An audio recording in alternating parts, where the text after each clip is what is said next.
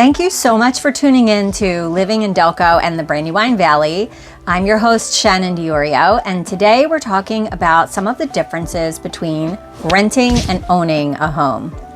We're going to talk about some of the differences in the upfront costs, the monthly costs, some of the pros and cons of each, and then we'll also talk about a couple of helpful tips and pointers to help save up to purchase that first home.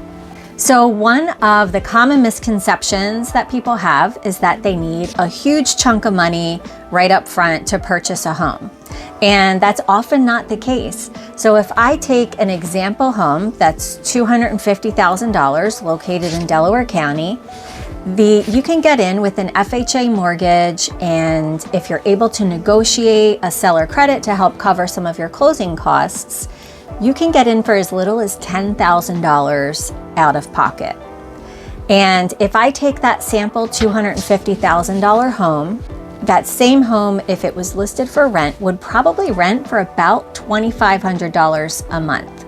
And most landlords do require first month's rent, last month's rent, and 1 month security deposit up front. So that would be $7,500. So to buy that house, you could potentially get in for $10,000 out of pocket. To rent it, $7,500 out of pocket. So not a huge difference, right, between renting and buying.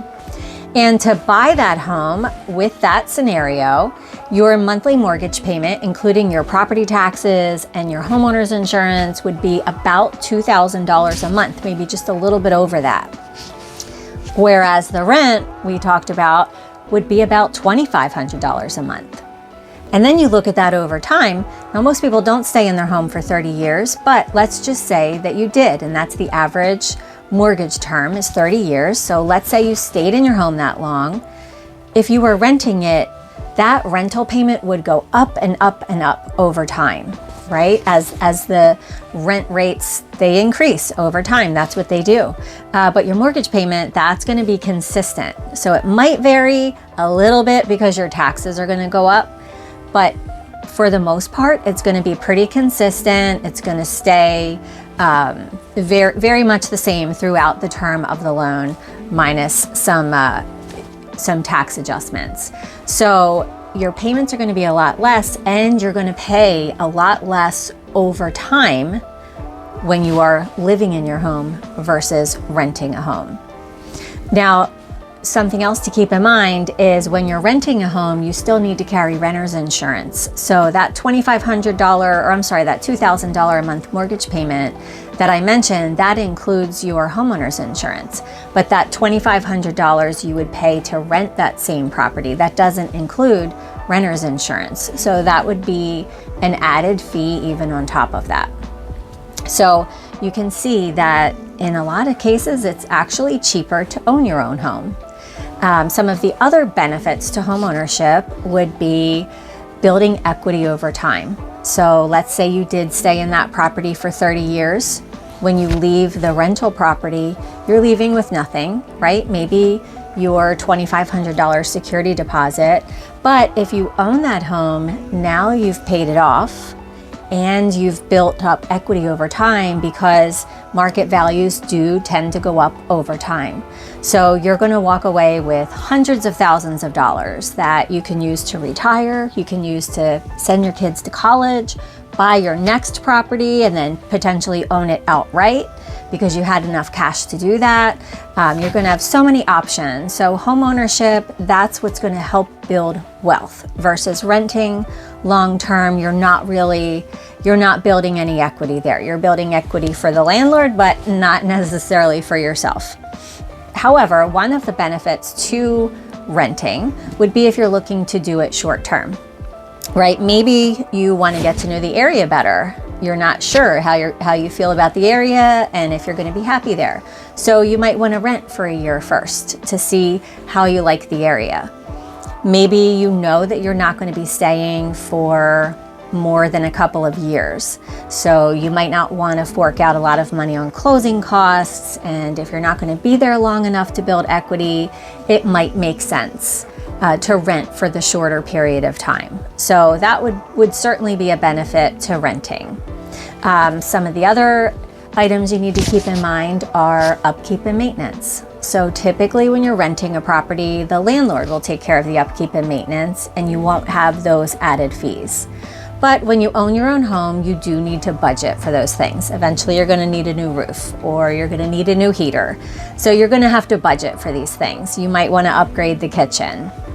Right, but we talked about some of the cost differences, how it's actually cheaper to own your own home in a lot of cases. So you can use some of that extra money to put towards your upkeep, maintenance, upgrades, things like that.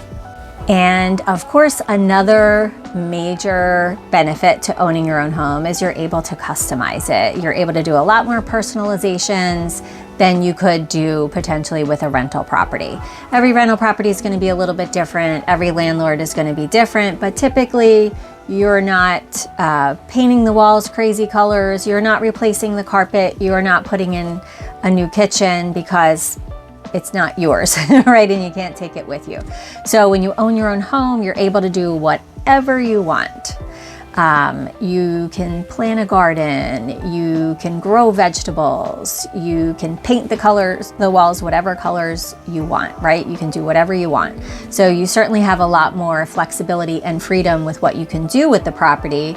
However, when you're renting, you have a lot more flexibility and freedom to move around more frequently. So you really just need to look at your lifestyle and what your goals are and weigh that out. So saving up for and budgeting to purchase a home, that sounds a lot harder than it is in most cases. So think about an average. A rule of thumb would be spending about 30% of your income on your housing. So if you are already living on your own and already spending about 30% of your income on your rent, it's going to be a little tougher to save up for a home, right? So ideally, if you're still living with your parents or you're able to live with family and you have little to no rent, that's the ideal situation. Then you can sock away at least 30% of every paycheck to save up for your home. If you aren't able to do that, and you're already spending that money on rent, try to get a roommate. See if there's a way you can split the housing expenses, and that way you have a little bit more money to sock away. So I would say just figure out the most you can sock away every month and stick to a very consistent plan, right? I promise you it will pay off. You might have to make some sacrifices, but it's going to pay off in the end. And you should sit down and talk to a professional, talk to a realtor, talk to a mortgage lender, and figure out in your market and where you are on average, how much are you going to need to save for a property. You also want to take a look at your credit and see, is there anything on your credit that would prevent you from getting a mortgage so that you can start to work on it now, rather than waiting until you've got all that money saved up and you're ready to go, and then you find out that there's a little glitch with your credit report. So saving up, but first figuring out how much do you need to save up and set a budget for yourself, set a consistent amount that you're going to sock away every month, and have your credit checked to see what you need to start working on.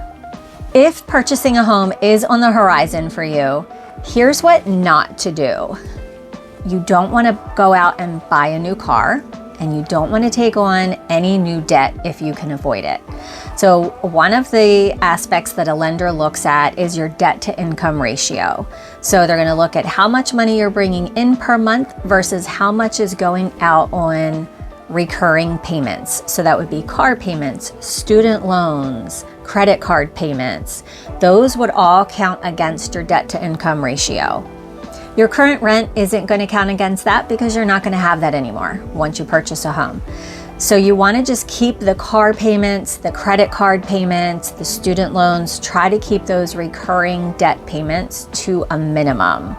That way you're just going to have that much more to work with when it comes time to get pre-approved for a mortgage. Working with first-time home buyers, that's one of my favorite segments of the market to work with. It's always such an exciting time. I'm always happy to answer any questions.